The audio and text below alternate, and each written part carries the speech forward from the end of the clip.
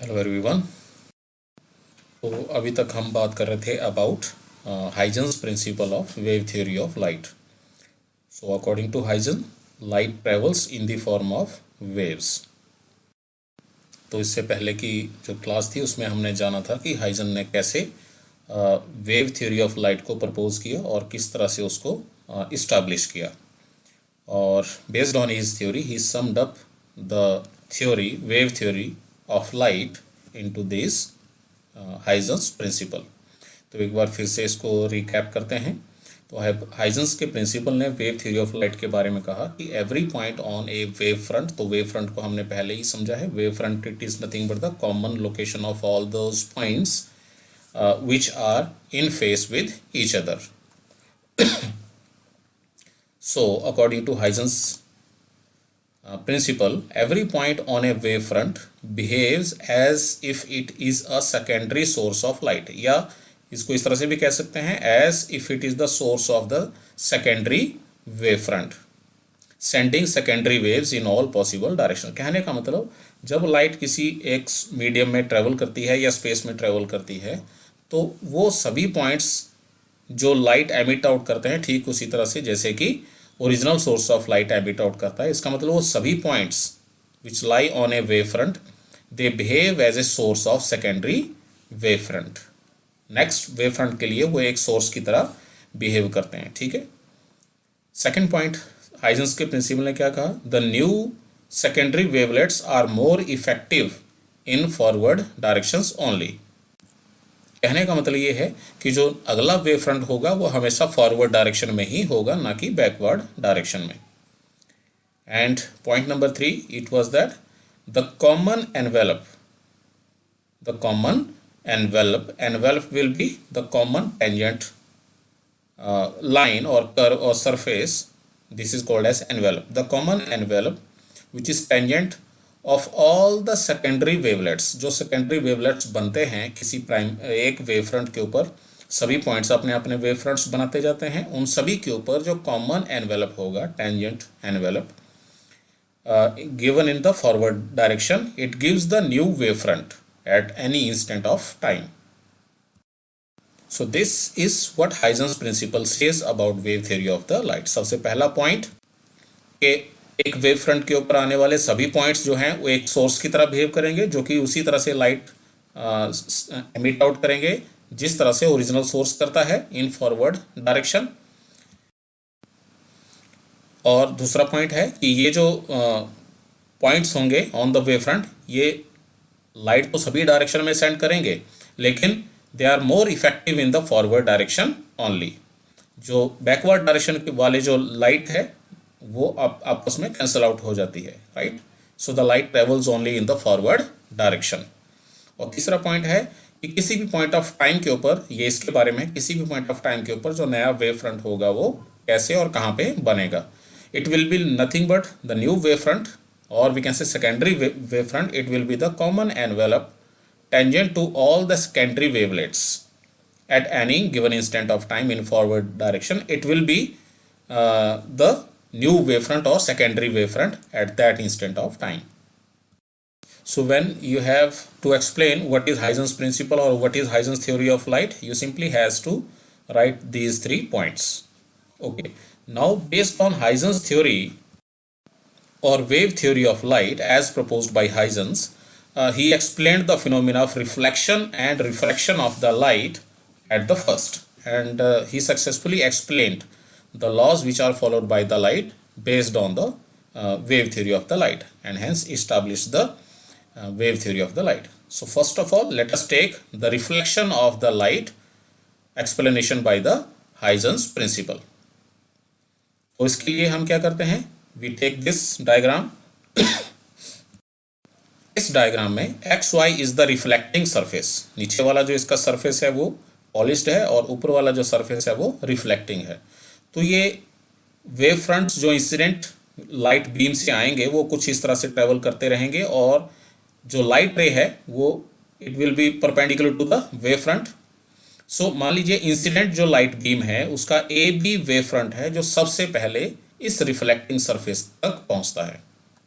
So AB is the first incident wavefront or first wavefront in the incident beam of the light which meets this reflecting surface. और इस first wavefront का जो incident beam light beam में है इसका point A जो है सबसे पहले इस सरफेस को मिलता है, राइट और B पॉइंट जो है वो सबसे लास्ट में पहुंचता है। A पॉइंट सबसे पहले पहुंचेगा, उसके बाद इसके अगले वाला पॉइंट, उसके बाद बीच वाला पॉइंट और इसके बाद अगले वाला, और B पॉइंट जो है सबसे लास्ट में इस सरफेस तक पहुंचेगा। तो इस तरह से इंसिडेंट वेव फ्रंट जो है सरफेस को मिलता है। और इंसिडेंट वेव फ्रंट का ये जो पॉइंट B है, लास्ट पॉइंट B, A अगर पहला पॉइंट है जो इस रिफ्लेक्टिंग सरफेस को मिलता है, तो B जो है वो लास्ट पॉइंट है जो रिफ्लेक्टिंग सरफेस को मिलता है। तो जितने समय में B पॉइंट रिफ्लेक्टिंग सरफेस को C पॉइंट के ऊपर जाकर मिलता है, उतने समय में A पॉइंट रिफ्लेक्टिंग सरफेस के ऊपर पहुंच के अपने वेवलेट्स बनाते बनाते पॉइंट T तक पहुंच जाता है। So that means the time taken by the point on the incident wave front B to reach the point C on this reflecting surface, it will be the same time as taken by the light coming from point A to reach point D. तो इसका कहने का मतलब क्या है कि AB जो wave front है इसके ऊपर आने वाले हर एक पॉइंट सेम टाइम में ही ये CD जो वेव फ्रंट है आफ्टर रिफ्लेक्शन, देखिए जितने समय में B C तक पहुंचता है उतने समय में A जो है D तक पहुंचता है, उतने ही समय में इस AB वेव फ्रंट के ऊपर आने वाला हर पॉइंट जो है इस लाइन के ऊपर पहुंच जाएगा। तो ये जो कॉमन लाइन है, कॉमन एनवेलप लाइन है on all this is the first wave front after reflection CD, right. So each and every point on incident wavefront AB takes the same time to reach the first wavefront after reflection CD. इसका मतलब जितने समय में B से C distance होता है उतने ही समय में A से D डिस्टेंस होता है, because light is travelling in the same medium. So BC will be equal to AD, and similarly point E जो है उतना ही समय लेके F से होता हुआ इस CD वेव फ्रंट के ऊपर पॉइंट G तक पहुंच जाता है। So this is how the wave fronts are reflected from a reflecting surface. तो ये पॉइंट A है, इसके ऊपर हम नॉर्मल ड्रॉ कर देते हैं as usual, this will be the angle of incidence. और उसी तरह से B पॉइंट सबसे लास्ट के ऊपर पहुंचता है, तो उसके C पॉइंट के ऊपर जहां पे ये पहुंचता है उसके ऊपर भी हम नॉर्मल ड्रॉ कर देते हैं, तो this is angle of refraction. तो जितना ये एंगल ऑफ इंसिडेंस होगा उतने ही के बराबर ये एंगल भी होगा, BAF या EAF। It is due to the property of pair of perpendicular lines. Perpendicular lines के जो दो पेयर होंगे उनकी अगर एक साइड्स एक दूसरे के ऊपर जितना एंगल बनाती हैं, बाकी दो साइड्स दोनों पेयर की वो भी उतना ही एंगल बनाएंगे। सो इसका मतलब this is angle of incidence, इसका मतलब ये एंगल भी EAF या BAF, it will be also angle of incidence equal to angle of incidence. और ठीक उसी तरह से अगर ये एंगल ऑफ रिफ्लेक्शन है R, तो ये एंगल भी DCF या GCF, ये भी उसी के बराबर, उतने ही के बराबर होगा, R के ही बराबर। ओके तो अब हम इस इंफॉर्मेशन का अंडरस्टैंडिंग का यूज़ करते हैं कि AB वेव फ्रंट के ऊपर आने वाले सभी पॉइंट्स इस सेम टाइम में एक ही समय में जो है CD वेव फ्रंट के ऊपर पहुंचते हैं। तो यहाँ से हम मान लीजिए सभी पॉइंट्स के बारे में ना बात करके E पॉइंट के बारे में बात करते हैं कि इंसिडेंट वेव फ्रंट जो AB है उसके ऊपर E point it takes same time to reach the CD wave front at point G after reflection from the surface. तो सेम टाइम में, तो ये टाइम T को हम किस तरह से लिख सकते हैं, time taken by this point two reach E to F plus time taken by the same point two reach from F to G। So this will be the total time T। तो total time T जो E को incident wave front से reflected wave front तक पहुंचने में लगता है वो दो पार्ट्स में लगता है, E से F जाने में और फिर F से G तक जाने में। तो इसलिए total time it will be the sum of the time taken by the light coming from point E to F then plus F to G। So EF में कितना समय लग रहा है, अगर यहाँ पे हम मीडियम एयर ही ले लेते हैं तो उसमें जो लाइट की स्पीड है वो C होती है। So distance is EF divided by speed C plus distance FG divided by speed उतनी ही है C। So this is the total time which incident wave front takes to reach the reflected wave front CD। अब हम यहाँ पे E F और F G की value को सब्स्टिट्यूट करते हैं from triangles A E F, इसमें से साइन आई निकाल के हम ई एफ कैलकुलेट करते फाइंड आउट करके यहाँ पे रखेंगे, और दूसरी तरफ ये ट्राइंगल एफ जी सी, इसमें साइन आर कैलकुलेट करके एफ जी वहाँ से निकाल लेंगे। तो ई एफ और एफ जी की वैल्यू इन दो ट्राइंगल्स में साइन आई और इस ट्राइंगल में साइन आर से फाइंड आउट करके हम यहाँ पे लिख देते हैं। तो E F it is equal to A F sine I and F G it is equal to F C sine R in this triangle. अब अगला स्टेप है कि इस एफ सी को हम कन्वर्ट करते हैं, F C, this is F C, इसको हम कन्वर्ट करके लिख देते हैं A C minus A F, A C minus A F. तो इस तरह से करके ए एफ वाली टर्म्स एक साथ कर देंगे और ए सी वाली टर्म्स जो हैं एक साथ कर देंगे। तो यहाँ पे एक ए एफ वाली टर्म ये है और एक यहाँ से आएगी, तो उन दोनों को एक साथ कर दिया और सी जो है एलसीएम लेके कॉमनली लिख दिया। तो ये हमारे पास इस तरह से सिचुएशन आ जाती है। अब यहाँ पे ये फॉर्मूला क्या कह रहा है टाइम के लिए, ये कह रहा है कि टाइम, ये कौन सा टाइम है, this is the time taken by any point on the incident wave front to reach the reflected wave front which will be same for all the points on this incident wave front.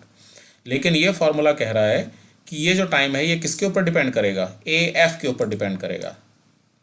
इसके according जो time है वो A F के ऊपर depend करेगा, A F की जो value होगी उसके अनुसार टी की वैल्यू तय होगी। सो दिस इज ए एफ। तो इसका मतलब जो डिफरेंट पॉइंट्स होंगे इंसिडेंट वेव फ्रंट के ऊपर उसके लिए उन सभी के लिए ए एफ डिफरेंट होगा, तो ये टाइम भी डिफरेंट होगा। लेकिन ऐसा नहीं है क्योंकि लाइट जो है सेम मीडियम में ट्रेवल कर रही है। All the points on the incident wave front will take the same time to reach the first wave front after reflection which is C D, same time में पहुंचते हैं। इसका मतलब ये टाइम जो है वो ए एफ के ऊपर डिपेंड नहीं करना चाहिए। इसका मतलब ये वाली जो टर्म है वो जीरो होगी। जीरो तभी हो सकती है जब ब्रैकेट के अंदर वाली टर्म जीरो होगी, right.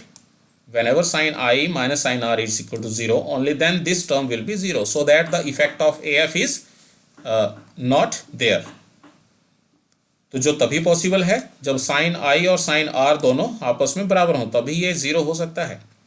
and sin I is always equal to sin R only when angles of these I and R both are equal. That means angle of incidence and angle of reflection both are same. So this is the first law of reflection. तो by using Huygens principle or Huygens theory of light, wave theory of light, it can be easily understood that how reflection takes place and the laws of reflection can be proved. तो पहला law तो यहाँ पे prove हो जाता है जो यहाँ से हम कंसीडर करके चलते हैं। दूसरा लॉ है that incident wavefront, reflected wavefront and the normal, they are all in the same plane.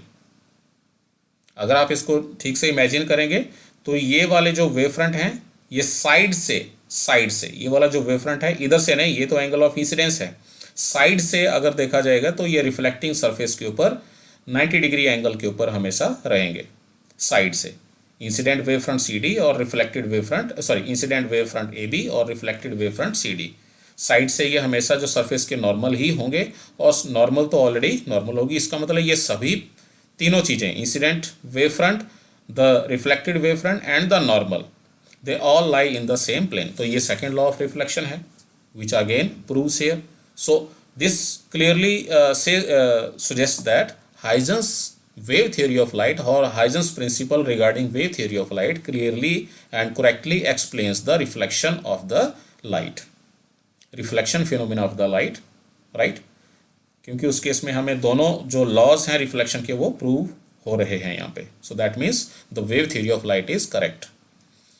And similarly on the basis of Huygens theory of light we can also understand how the refraction of the light happens and we can also prove the laws of refraction during the refraction of the light.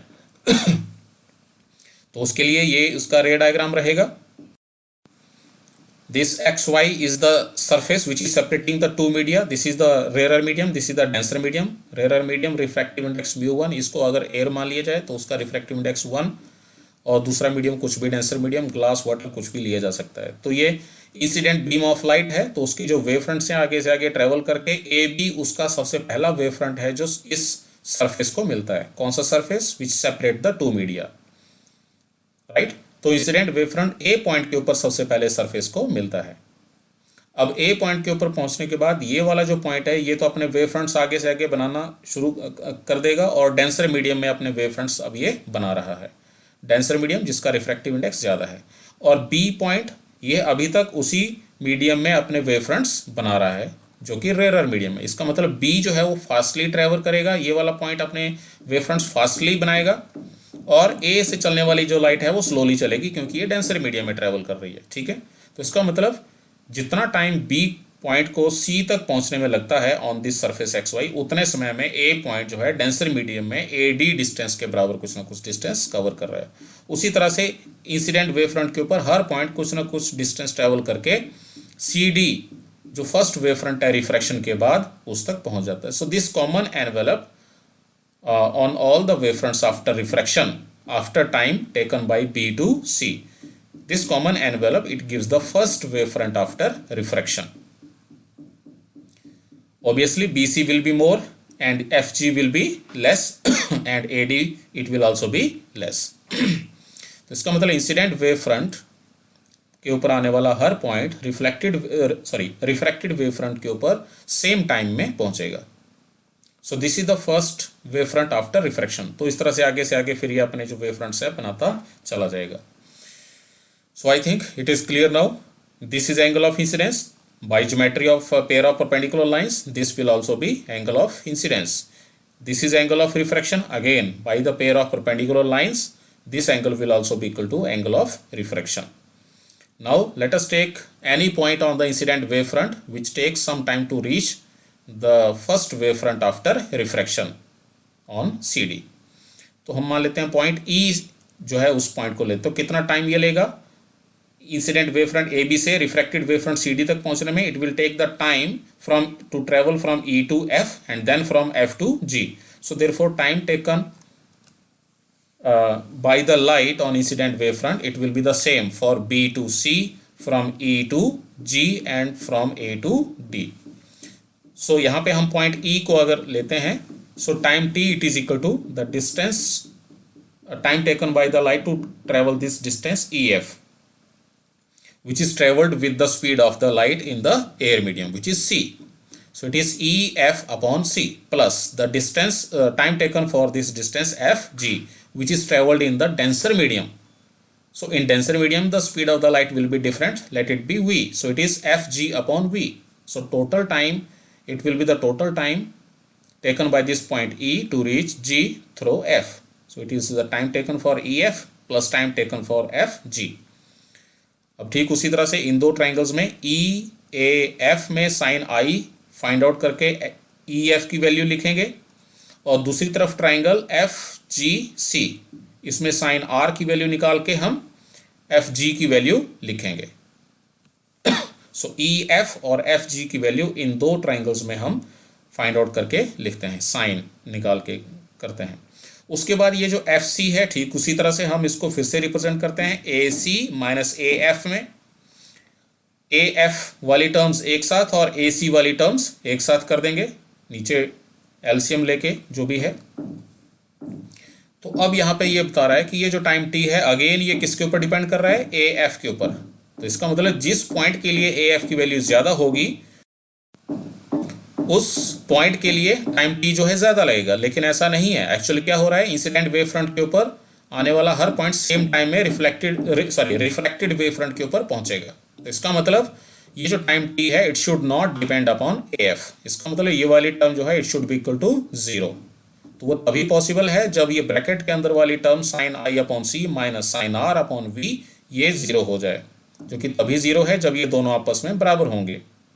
तो यहाँ से हम ये result निकालते हैं, sine I upon sine R, sine R को left hand side ले जाते हैं, C को दूसरी साइड ले जाते हैं, become C upon V। C upon V it is nothing but the ratio of the speed of the light in air medium, vacuum medium, to the speed of the light in denser medium. It is nothing but this ratio is nothing but the refractive index of the denser medium. तो ये हमारे पास जो relationship है it is nothing but the Snell's law, one of the laws of refraction followed by the light during the refraction phenomena. इसका मतलब first law यहाँ से इस तरह से प्रूव होता है, और सेकेंड लॉ अगर देखेंगे तो incident wave front, refracted wave front and the normal, they are all in the same plane. They are all in the same plane, so जो कि सेकेंड लॉ ऑफ रिफ्रैक्शन को prove करता है। तो इस तरह से हाइजेंस का जो प्रिंसिपल है अब regarding wave theory of light, वो रिफ्लेक्शन और रिफ्रैक्शन लाइट का, उन दोनों को सक्सेसफुली और क्लियरली एक्यूरेटली एक्सप्लेन करता है। So this is how Huygens has established the wave nature, or we can say wave theory of the light. That's all for now. Thank you.